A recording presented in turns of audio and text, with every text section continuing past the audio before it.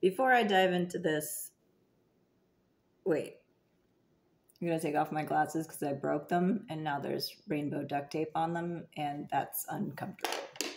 So before I dive into Dianetics, I've read through the Scientology pamphlet, The Way to Happiness. I've written notes on every page and typed out some that I'm going to read to you now and send to the Scientology PR people because I'm honestly curious about how this religion helps people, because a lot of them seem to think that it does. So I don't want to say that I'm being open-minded, like I'm not buying into their philosophies and stuff, but I want to like read the text and see what's really going on here, rather than just like, oh, they did this, they did that. I'm like, okay, let me see what they're learning then. And it was a doozy, my God. They said I should read Dianetics and they tried to sell me a copy. I was like, is it online for free? And they were like, oh, we don't know. So on the way home, I was like, Google search 3 seconds PDF of Dianetics. But I already had this little booklet. So maybe they'll let me interview Tom Cruise. So the first section is how to use this book. All it is a wordy way to pass on the information to somebody else. Like give them extra copies, write your name on the front and someone you want to help. That's culty as fuck, right off the bat. They already got you recruiting for free. That's the point of this book, to recruit others. I'm already suspicious. I'm going to gift my copy back to the woman who gave me the copy at the recruiting center. Her name was Kate. So I wrote her name on it. I'm going to give her my copy with all the notes in it. That's what they told me to do. From the title of the section, I expected to read something like, you're reading this because you want to improve your life. Read over our philosophies and directions. Discern for yourself if these practices will assist you in your self-improvement and spiritual peace. You are welcome to ask questions. If you find this book helpful, please write your name on the front and gift it to someone else, so that our message may help others. Thank you for reading, and we wish you much peace and happiness. Like, they can literally use those words if they want to change it. That's all it needs to say. Instead, it's a controlling author trying to get you already thinking like you're in a cult. Like your survival depends on this book. Their survival depends on it. Anyone with that kind of confidence in their religion is delusional. I find most religions kind of delusional, but it's a problem regardless.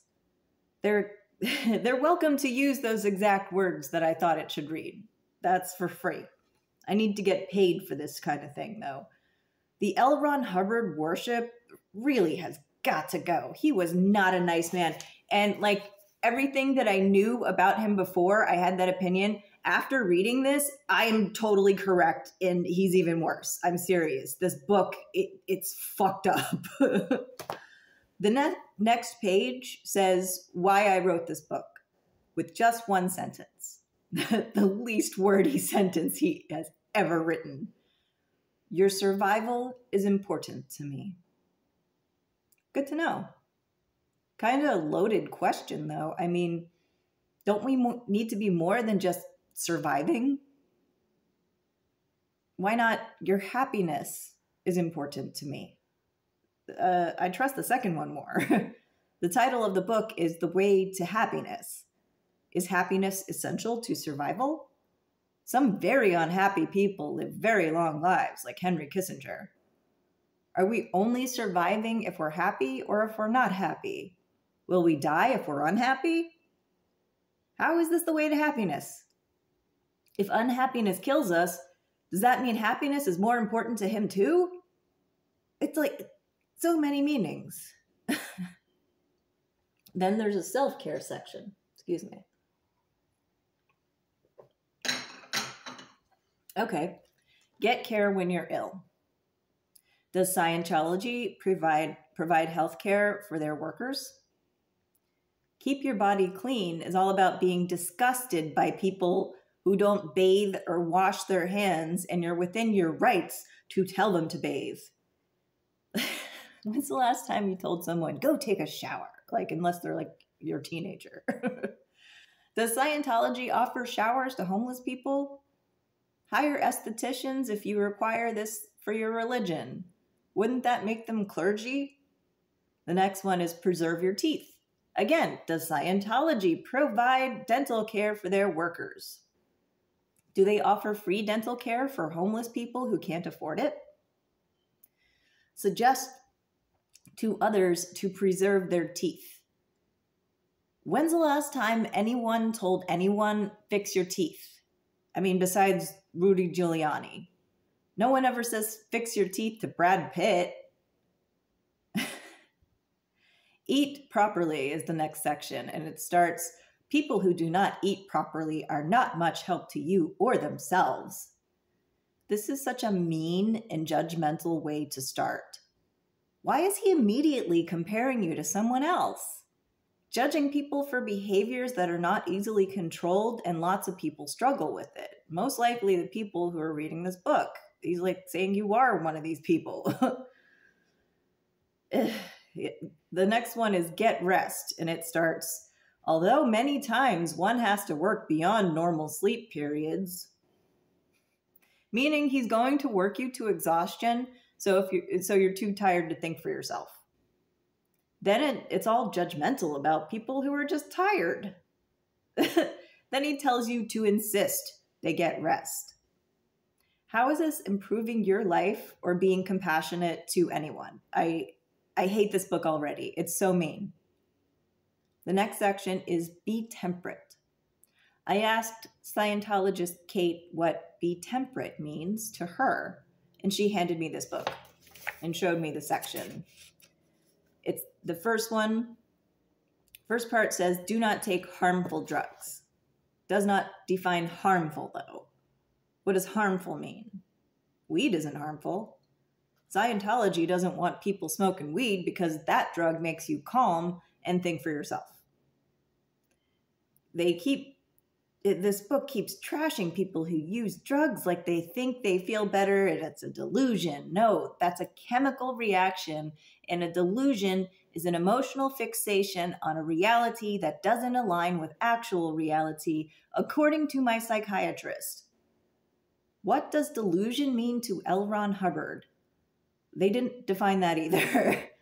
They're not exactly experiencing these feelings. It's just the drugs. Drugs give you feelings.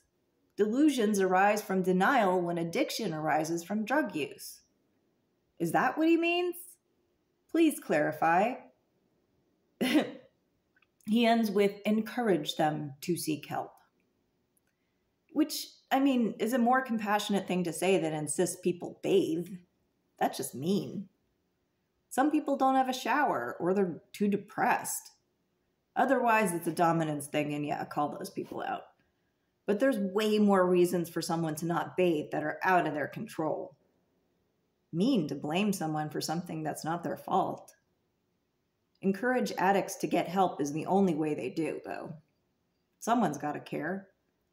Does Scientology offer free rehab?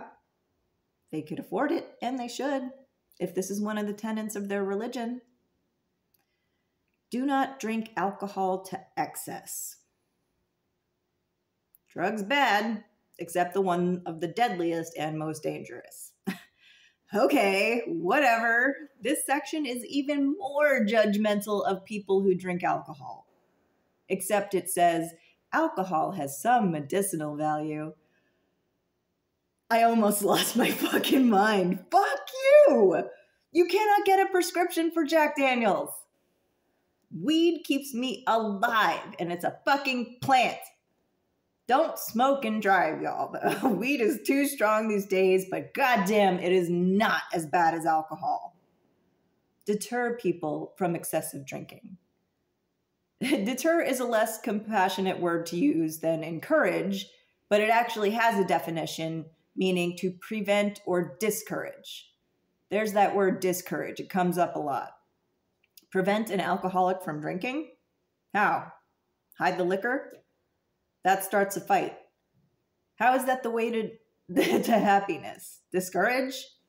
Okay, yeah, I do that. I discourage people from drinking alcohol, but I'd rather encourage people to make better choices. Get wasted if you want, just don't put anyone in danger. And for God's sakes, please don't get wasted in front of your children. Some of my worst memories of childhood were when my parents were wildly drunk. Send your kids to a sleepover and take a ride share. You're fine. There are ways to keep yourself safe while enjoying substances. Even if I find them revolting, it's not going down my throat. Not my body, not my choice. Speaking of which, the next section is don't be promiscuous. Oh Lord, here we go. Purity culture in 5, 4, 3, 2. Oh God damn it. It's all about victim blaming and slut shaming. Of course it is. Violent prose that implies he's been cheated on by a woman. It's women who cheat and men are justified in killing them like it's inevitable. This is what L. Ron Hubbard is writing. This is absolutely horrifying. The only thing religion should say about sex is don't hurt anyone, don't cheat, get consent, don't rape. That's it. Why is that so difficult? He claims that Buddhism has been wiped out in India. It's totally not, and it never has been. What the fuck? Because of sexual promiscuity in the monasteries? Like, wow, where is he getting this from? It sounds racist, xenophobic, and it sounds completely factually incorrect. I'm so offended by so many angles of this, I can't even comprehend the immensity of my disgust. This is why they don't let Scientologists use the internet. They would figure this out. It is bizarrely wrong. They can keep the last 2 paragraphs of this section, though. The urge of a moment can become the sorrow of a lifetime. And yeah, that's true. Sex should be considered carefully because of the risk of damaging effects which do exist. Tell other people about it because, goddamn, can't stop. He says tell other people about this don't be promiscuous thing because, goddamn, you can't stop telling people to recruit for 1 paragraph, can you, L. Ron Hubbard? And then it says, sex is a big step on the way to happiness and joy. There is nothing wrong with it if followed with faithfulness and decency. I'm okay with this paragraph if we can define faithfulness and decency, because those are subjective words. Decent to one person could be keeping an affair a secret to a partner, while faithfulness could be a consensual open relationship. Where's the line? The next section is love and help children. Doesn't really define what love means, though.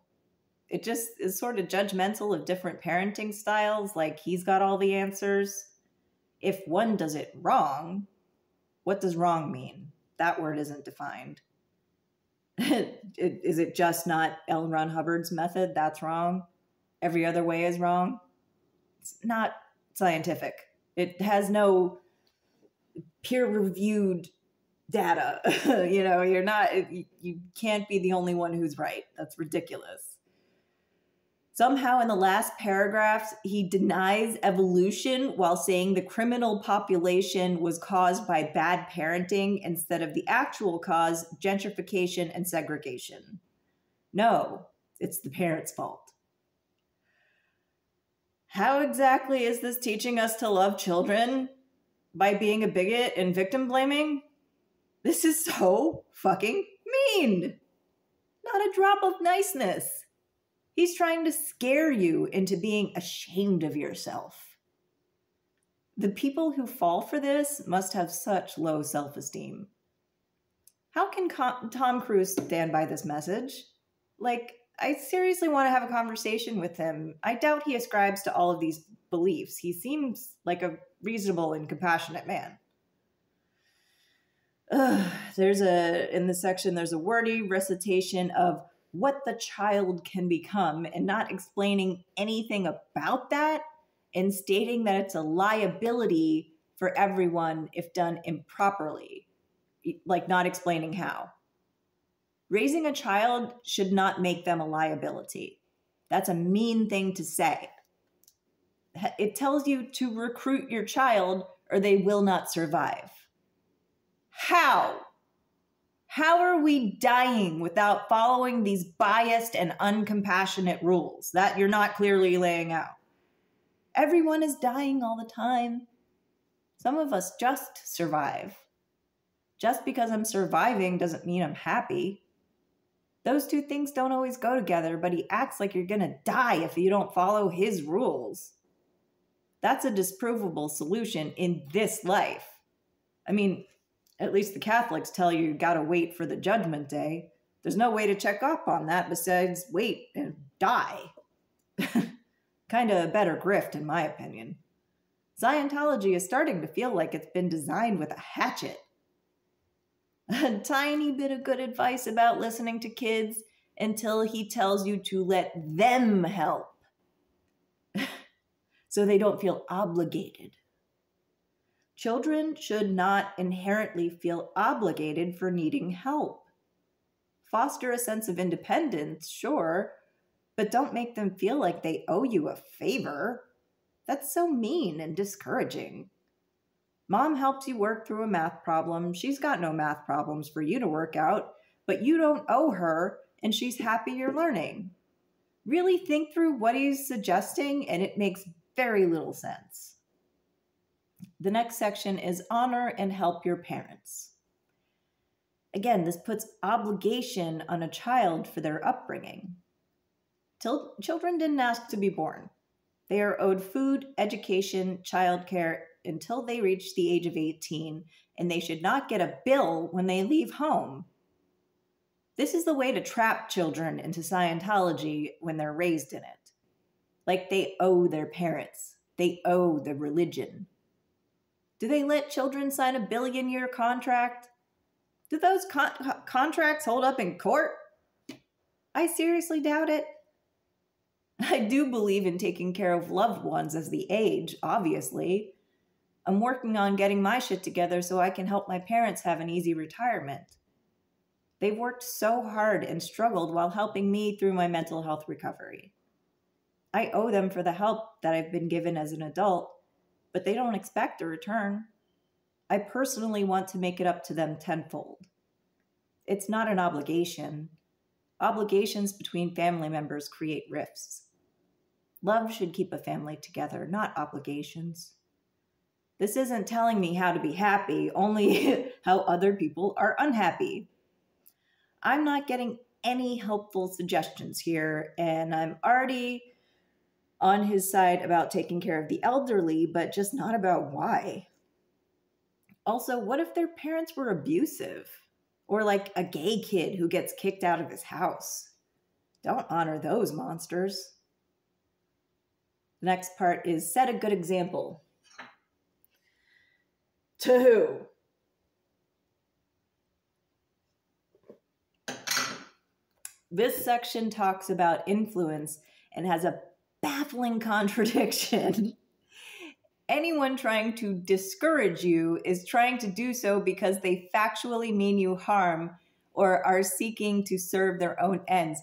He says you should discourage people several times throughout this whole book, and there's actually a line that says anyone who's trying to discourage you is because they want to hurt you and they're seeking their own ends. This is such a contradiction. Oh my God, it is. It's like being an archaeologist and uncovering like some sort of like murder weapon. Like this is just fascinating to me and it's horrifying at the same time. Okay. But it's been right there the entire time. I've walked by that place every day for 4 years. I should have gone in earlier. This is crazy. All right, he just told you to discourage people from excessive drinking. Does that mean he means them harm and he's seeking to serve his own ends when he tells you to discourage people from drinking? Is that what's going on? I think that's what he's saying. We should discourage people from jumping off a bridge. Discourage violence, exploitation, and abuse. Those are not self-serving discouragements. I don't know who he thinks is discouraging him, but the paranoia is saturated in every paragraph. And this is coming from a paranoid schizophrenic. Influence people and they become less of a threat. A threat? Why is everyone who's not a Scientologist a threat? Jesus didn't see lepers, sex workers, or tax collectors as a threat. L. Ron Hubbard did. You can influence lepers, sex workers, and tax collectors all you want, but your influence isn't curing a disease or taking away the need for capitalism. Sex work is fine and taxes need to be collected. You need to do more than just set a good example. When does that allow you to be human? Isn't making a mistake and making up for it a better example? Adjusting your values based on experiences and discoveries? This is vague and judgmental again. I don't like this book. Next section is Seek to Live the Truth. Okay. It tells you that false data can be confusing. Doesn't tell you how to think for yourself and discern the truth, just that what's true to you is true. That's not necessarily true. I don't believe in the ghosts that I talk to, but I pretend like they exist. Goes on to say, no one can force you to believe data that isn't true. Yes, they can. It's called peer-reviewed data. Does that mean anyone challenging Scientology is trying to force you to believe a lie? Or they are trying to get you to see their truth? Or like the actual truth? You can't disprove evolution. I don't have to believe in evolution because it is true. It's based on data I understand because it's explained to me in a way I can understand.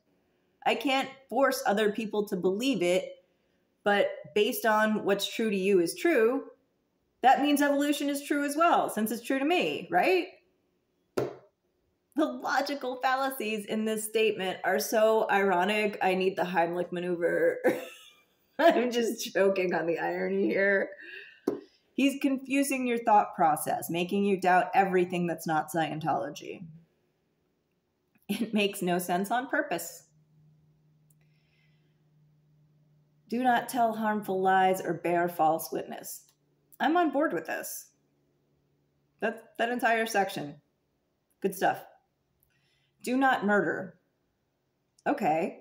The next part says that no killing in society would put a race on a diet of vegetables. Oh, the horror. This guy hates vegetarians, thus hippies. I can seriously tell L. Ron Hubbard hated hippies. What does stupid, evil, and insane mean? These are not defined in the book. Those are all subjective words full of a plethora of meaning. Does not cover all motivations to murder, not in the slightest. To solve their real or imagined problems. That's why people murder. Gaslighting. You're just imagining things when you murder your abusive husband. Or for no reason at all. Agreed there. Since with Scientology, it ends with Scientology is the only way to stop murders and thus save society. That's not a delusion. The next section is don't do anything illegal. This coming from a tax dodger who encouraged severely abusive workplace violations in order to control people. Not because breaking the law can hurt people, but because the government can't be trusted. That's it. That's it. That's what he's explaining. That's the only reason not to break the law. You could get caught, incarcerated, and worst of all, ridiculed in public. Gasp. The nerve. These are the worst reasons not to break the law. You know who broke the law? The Boston Tea Party. The sit-ins at lunch counters broke the law. Bread riots started the French Revolution. Socrates was executed for corrupting the youth. Bernie Sanders was arrested for protesting in the 1960s. The Chicago Eight were on trial for their thoughts. Jesus Christ was executed for the same thing.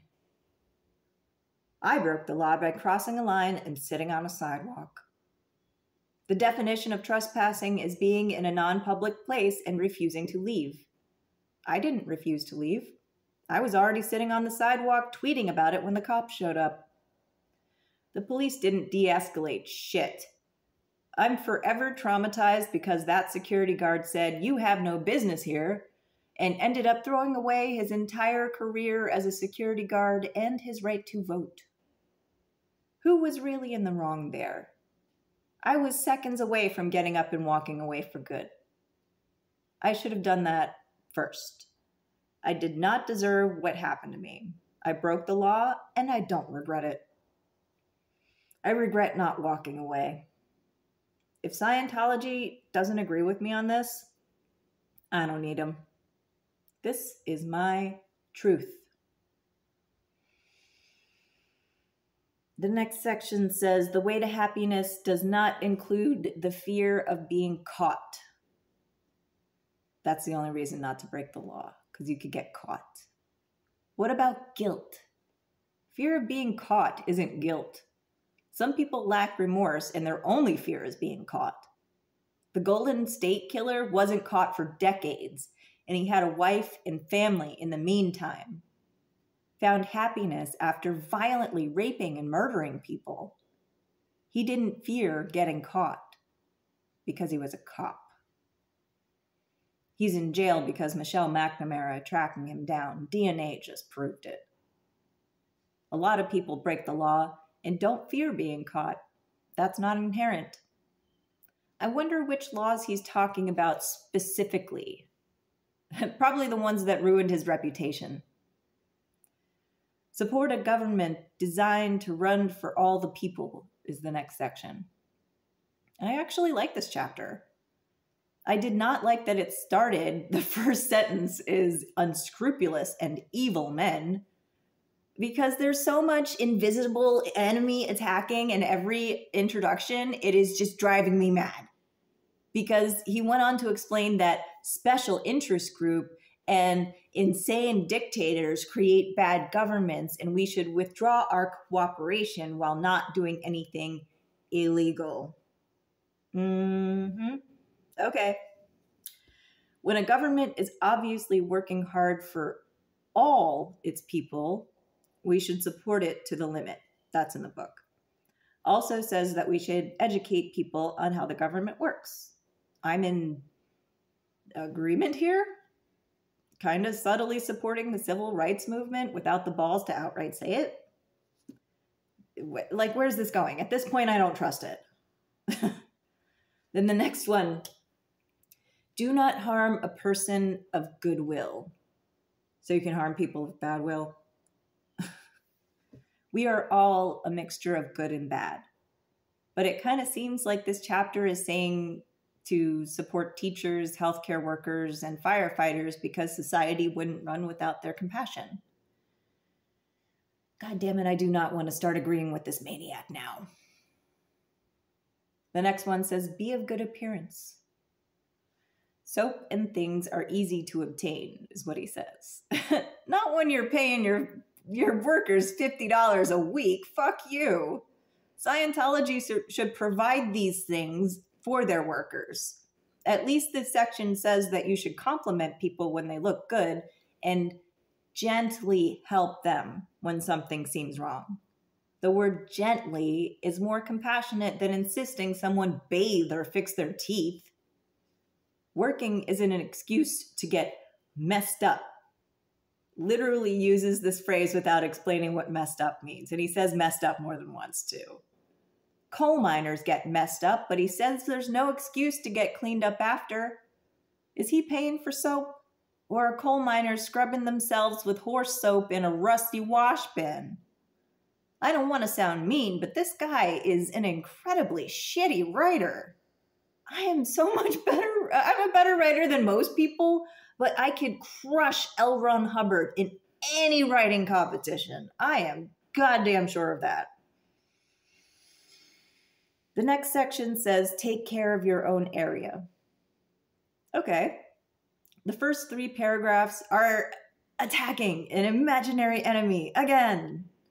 People who vandalize are just evil. Banksy isn't evil. Then it shows a little compassion, saying people who are disorganized often had things taken away as a kid, so they don't feel like they own anything or belong. That's insightful. It feels very psychotherapeutic, so this is getting a little bit plagiarized from actual science. He suggests asking disorganized people, what do you really own and where do you belong? I looked around my apartment and for a few long seconds, and I'd take a few things if I moved.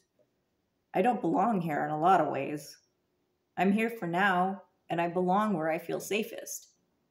I'll move when I find somewhere safer. Taking time to organize your space makes you feel better. Agreed. This is standard self-help stuff.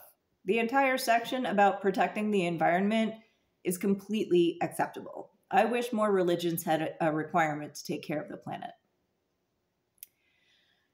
And then we get to the entire do not steal section is ludicrous victim blaming. This guy has never seen Les Miserables.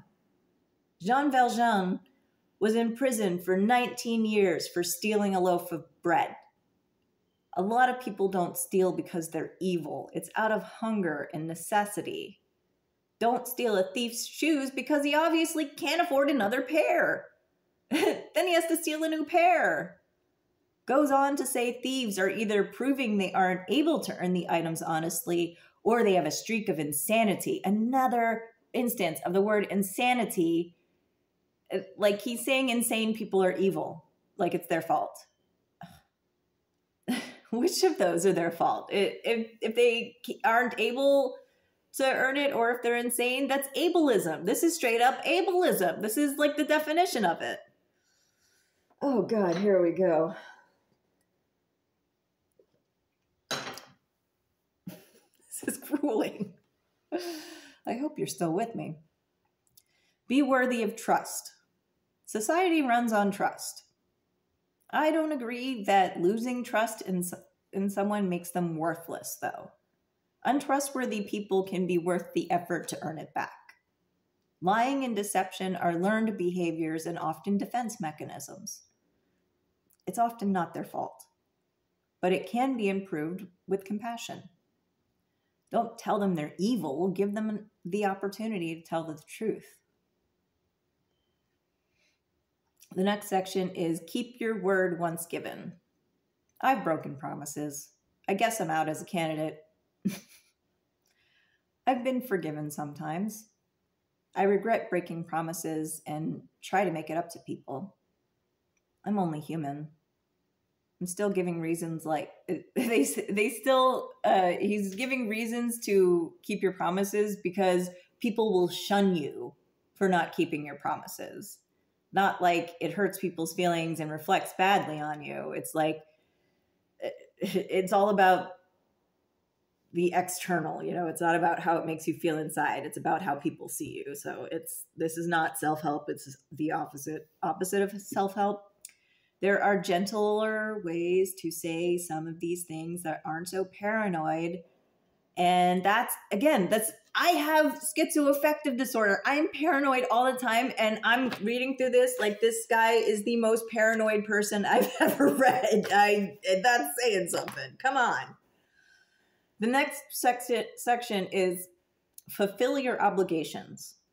Quote, one owes his parents for bringing him into the world, for raising one, unquote. No, they don't. No one asked to be born. Parents are obligated to take care of children, not the other way around. He states this like children inherently feel like they owe their parents. Favors should be discouraged so you don't owe anyone anything. Like nobody's ever done a favor just because it's a nice thing to do. like paying it forward or whatever. This is so uncompassionate. Make a list of obligations and repay them. That's the show My Name is Earl. I mean, it's not a bad practice, but why bring this child obligation debate into it? Imposing this favorless existence on a child tells them no one will do anything for you simply out of compassion, that they're always expecting something. There he goes again, using the word discourage. Like he literally says, people who are discouraging you are lying and trying to hurt you. Discourage a person from incurring more obligations. That means they're trying to take advantage of you so you don't owe anyone any favors. These contradictions don't make any sense. I feel like I'm taking crazy pills, and I am, and they're not working. Not in this moment while I'm trying to read this self-help book. Be industrious is the next section. Here we go. People on welfare are low-minded, so that's fucking insulting. Not working leads to disaster. Never be not busy. Boredom is death. Idle people are dangerous. Dangerous. There's that word again. What does dangerous mean? Is a lazy person gonna throw Cheetos at you to death? I don't understand. Be competent is the next section. Okay, sure. Claims the government is incompetent and says, I'm sure you can think of many examples. Like, no, you give me an example. This is bad writing. Like, no, he's not giving an example because he doesn't want to take a political stance. He wants money from both sides. Otherwise, the rest of the chapter is just about applying yourself when learning new skills, encouraging others to do so. I like the line, the ingredients of competence are observation, study, and practice. This is so fucking exhausting, but at that point I was on page 47 and I'm not going back now. I was like almost about to give up after that. After the section on work. Okay, the next section is simply titled, Look.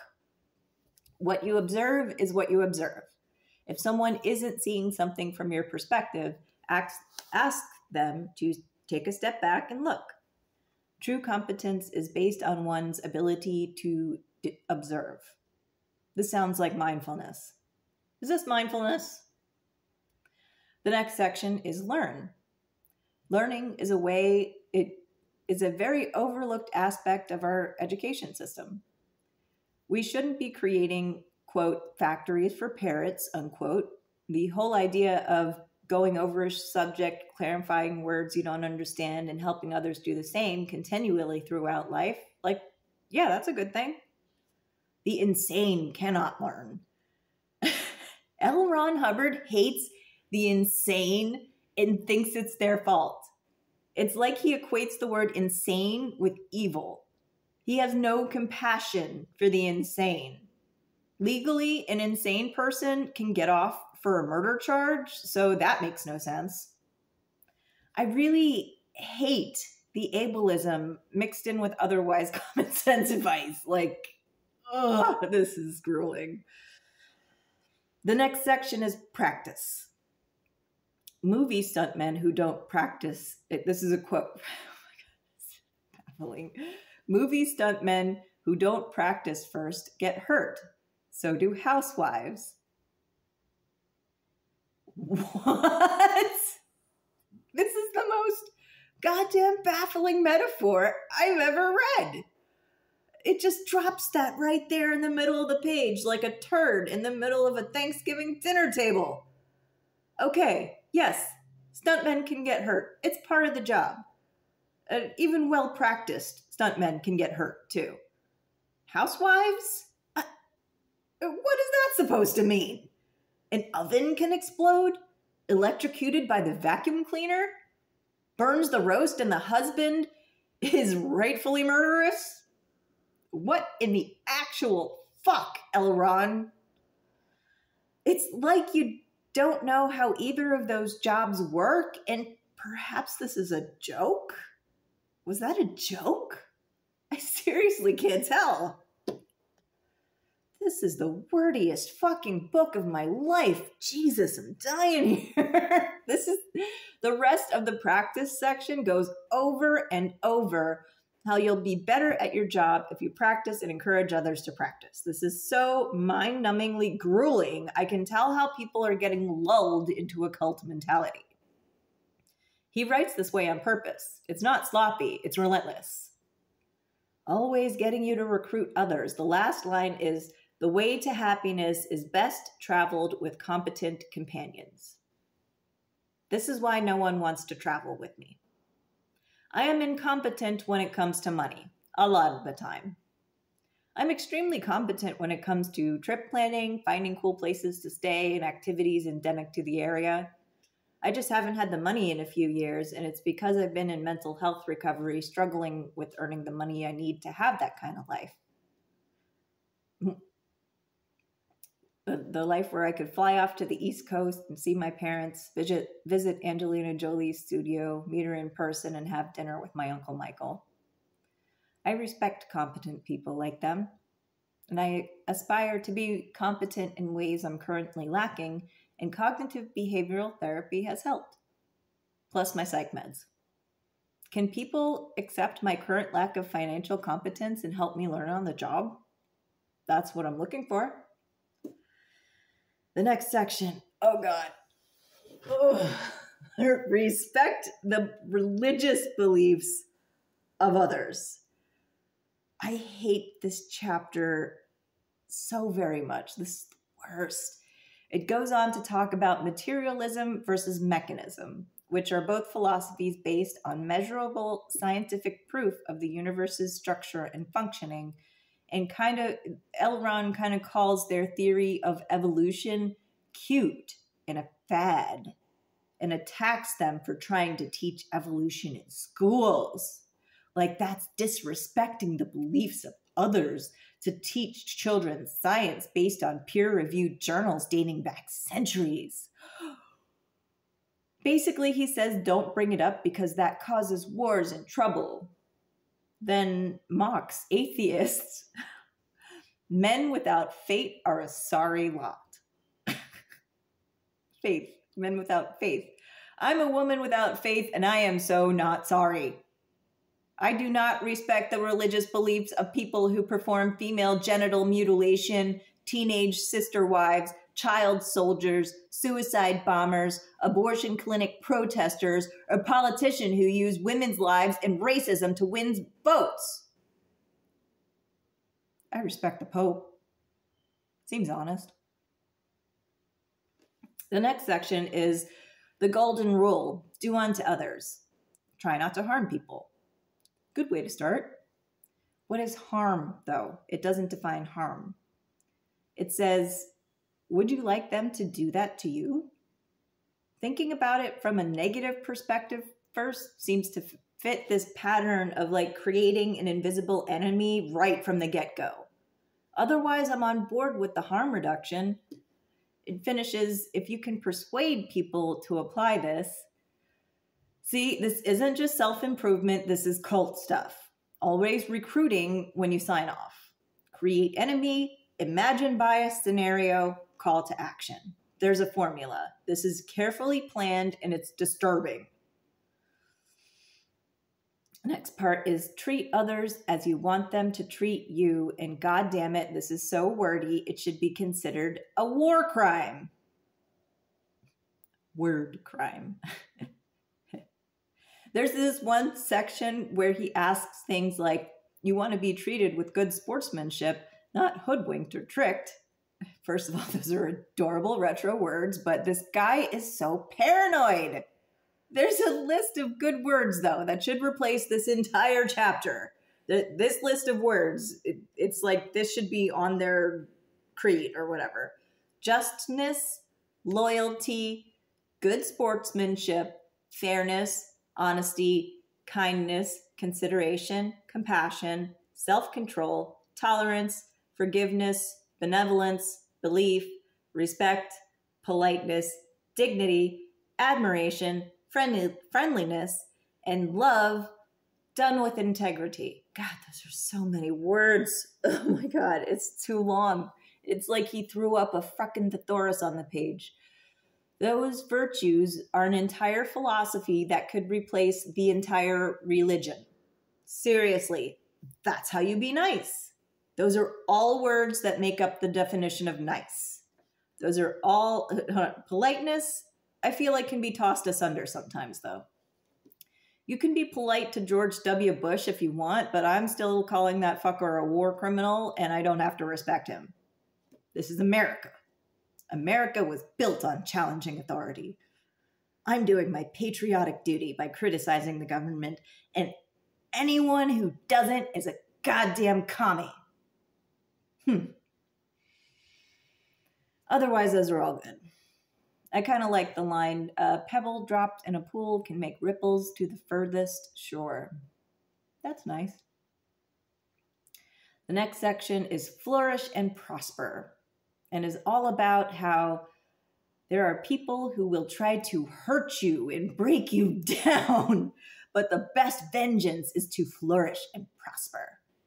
The footnotes say flourish means to be in a state of activity and production, and expanding in influence, thriving, and visibly doing well. Prosper means to achieve economic success, succeeding at one does. So basically, flourishing means working constantly, being influential, and making lots of money. Sounds a bit materialistic to me. It's about defeating your haters. This guy should be an Instagram influencer. That's how they all think. This is cult shit. L. Ron Hubbard is one of the most paranoid writers I have ever read, and I read my own shit constantly. He thinks people are always out to get him, and they're out to get you too, so you better do what he says to survive. I'm still not clear on the relationship between survival and happiness. If your survival is assured, does that mean you're automatically happy? Is our survival never assured? What if your survival is assured and you're still not happy? There's a lot of loaded words in here that could be used in radically different contexts. Like he didn't want to read his own work. As far as I know, L. Ron Hubbard was one of those pulp novelists who got paid by the word, hence the wordiness of every paragraph to the point of insanity. He didn't edit shit. He got paid more the more he wrote, and he wrote a fucking lot. That's why this religion is stuck in a bit of a tailspin. Let's let go of this crazy man's work and glean what works for people. Tom Cruise seems like he's flourishing and prospering. Is he happy? I'd like to ask him. The epilogue compares life to a high-speed road, and you've got to stay within the guardrails. It's supposed to be empowering, but there's still that element of fear, paranoia, expecting something to go horribly wrong in every word. So negative. This is the most negative self-help book I've ever read. I don't understand how people get sucked into this. Do they really read this stuff, or do they just pretend and sit there with the e-meter getting berated for forgetting to brush their teeth? I have so many more questions. I'm going to go back there with this booklet and see if I can get some answers.